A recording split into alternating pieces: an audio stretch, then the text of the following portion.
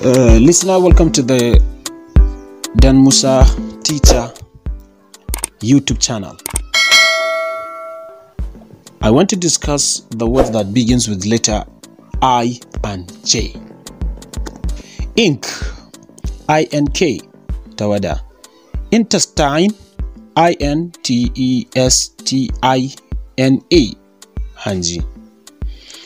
Iron, I-R-O-N, dutse. Amma dutsen wani iri? Dutsen guga kaya. Ivory, I-V-O-R-Y, ƙashin da yake hancin giwa. Infancy, I-N-F-A-N-C-Y, jarirantaka, jariri, yanayin da jariri yake ciki na girmansa. It,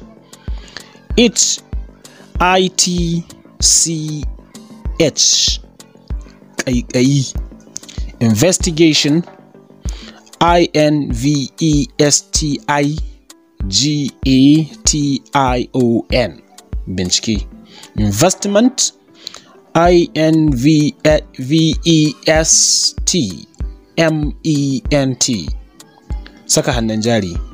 Injury, I-N-J-U-R-Y, jin ciwo. Ill, I-L-L, rashin lafiya. Then moving to the letter J. Jug, J-U-G, kofin tangaran. Joy, J-O-Y, murna. Jaw, J-A-W, miƙa-miƙi.